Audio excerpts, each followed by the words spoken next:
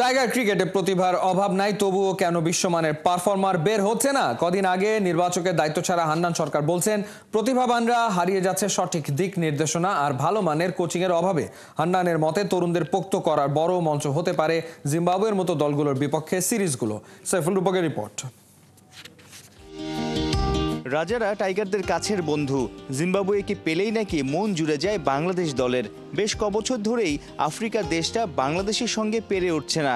ক্রিকেটাঙ্গনে কানাঘুষা, সমালোচনা ঢাকতে, ব্যাটিং কিংবা বোলিং গড় ভালো করতেই বাংলার ক্রিকেটাররা মুখিয়ে থাকে জিম্বাবুয়ের সঙ্গে ম্যাচ খেলতে।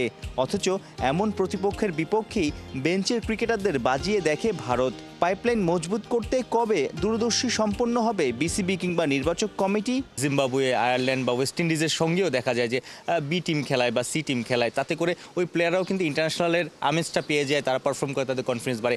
বাংলাদেশও কি ইন ফিউচার সেই চিন্তা বা রোটেশন পলিসি এইসব চিন্তা করে আসলে পাইপলাইন ক্রিকেটারদের তৈরি রাখা? যদি বড় কোনো ক্রিকেটার বা ভালো ক্রিকেটার ইনজুর্ড হতে পারে, বাদ পড়তে পারে, ফর্ম হারাতে পারে, তখন আসলে রিপ্লেসমেন্টও তৈরি থাকে। এটা খুবই ইম্পর্টেন্ট। এই প্রক্রিয়াটা আরও আগে শুরু করা দরকার ছিল। কারণ আমাদের হয় কি, মানে আমরা একটা সেট নিয়ে খেলছি, সব দলের সঙ্গে সেই সেট খেলছি, ইনজুরি হলে আমরা খুঁজে বেড়াচ্ছি বা স্ট্রাগল করছি, বিকজ আরেকজন যে খেলবে ইন্টারন্যাশনাল ফিল্ডটা সে হয়তো খুব বেশি পায়নি বা ইন্টারন্যাশনাল টাচ আপের মধ্যে নেই। সো এই ধরনের ডিসিশন মেকিংগুলো আমাদের এখন থেকে শুরু করতে হবে। তবে এই শুরু করার ক্ষেত্রে যাকে আমরা খেলাবো, আমি আবার ওই আগের জায়গায় তাকে যদি রেডি করতে পারি তাহলেই খেলাতে হবে। এই রেডি করার কাজটা প্রপারলি করতে হবে। পঞ্চপাণ্ডব কিংবা একটা সোনালী প্রজন্ম প্রায়ই শেষ। সে কারণেই হয়তো সাম্প্রতিক সময়ে ঘরে বাইরে এসএসসি কিংবা আইসিসি ইভেন্টে বলার মতো পারফরমেন্স নাই বাংলাদেশের। মেধাবী ক্রিকেটারের সংখ্যা কি কমে গেছে? কোচিংয়ে কি আরও প্রোঅ্যাক্টিভ হওয়ার সময় হয়েছে? আমি নিজে কাজ করেছি, কাজ থেকে এজ গ্রুপ প্লেয়ারদের সঙ্গে, তারাই এখন এইচপিতে বা টাইগারে বিভিন্ন জায়গায় রয়েছে। তাদের যথেষ্ট ট্যালেন্ট রয়েছে। ইন্টারন্যাশনাল ক্রিকেট খেলা কিন্তু সহজ, সেই সহজটা হচ্ছে প্রথম 1 বছর। ইন্টারন্যাশনাল ক্রিকেটটা কঠিন যখন সে পারফর্ম করে 1 বছর, তারপরে পারফরমেন্সটা করা। বিকজ অপোনেন্ট দল কিন্তু তখন তাকে নিয়ে প্রচুর হোমওয়ার্ক করে, অ্যানালিসিস করে তার উইক পয়েন্ট বের করে ফেলে। আমি নিজে প্র্যাকটিক্যালি আমার লাইফ থেকে সেটা শিখেছি।